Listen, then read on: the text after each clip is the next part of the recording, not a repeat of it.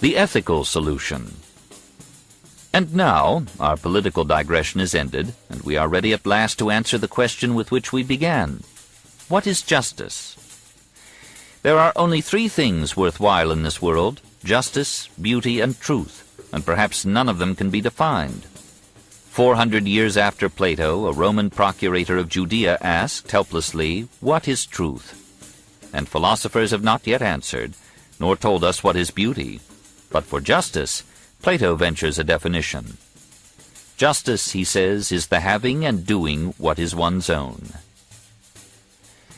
This has a disappointing sound. After so much delay, we expected an infallible revelation. What does the definition mean? Simply that each man shall receive the equivalent of what he produces, and shall perform the function for which he is best fit. A just man is a man in just the right place, doing his best and giving the full equivalent of what he receives.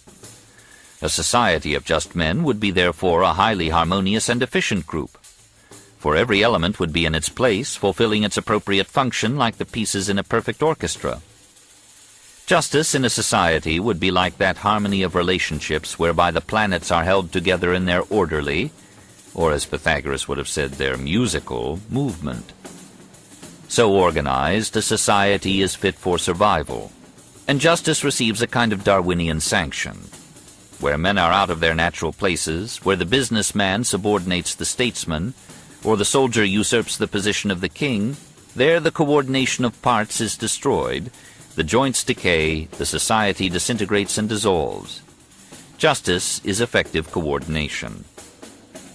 And in the individual, too, justice is effective coordination, the harmonious functioning of the elements in a man, each in its fit place and each making its cooperative contribution to behavior. Every individual is a cosmos or a chaos of desires, emotions, and ideas. Let these fall into harmony, and the individual survives and succeeds. Let them lose their proper place and function. Let emotion try to become the light of action as well as its heat, as in the fanatic. Or let thought try to become the heat of action as well as its light, as in the intellectual. And disintegration of personality begins. Failure advances like the inevitable night. Justice is a taxis kai kosmos, an order and beauty of the parts of the soul. It is to the soul as health is to the body. All evil is disharmony, between man and nature, or man and men, or man and himself.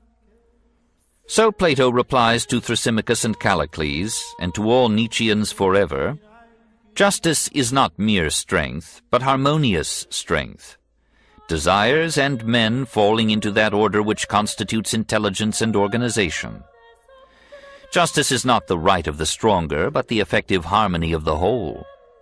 It is true that the individual who gets out of the place to which his nature and talents adapt him may for a time seize some profit and advantage, but an inescapable nemesis pursues him, as Anaxagoras spoke of the Furies pursuing any planet that should wander out of its orbit.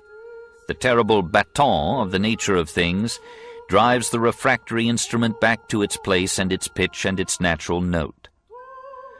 The Corsican lieutenant may try to rule Europe with a ceremonious despotism fitted better to an ancient monarchy than to a dynasty born overnight, but he ends on a prison rock in the sea, ruefully recognizing that he is the slave of the nature of things.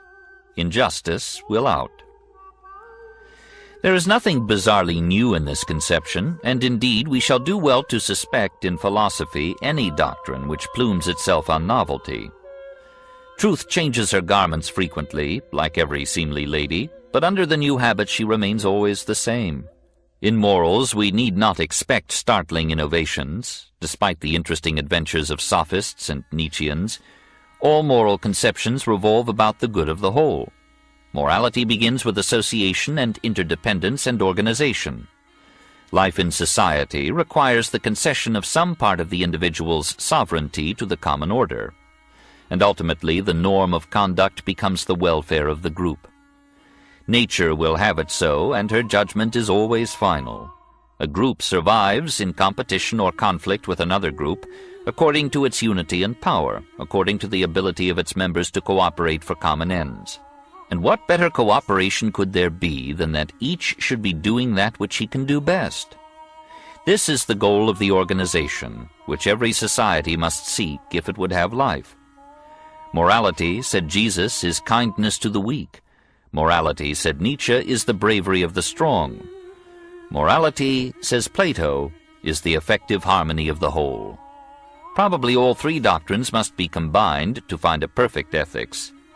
But can we doubt which of the elements is fundamental?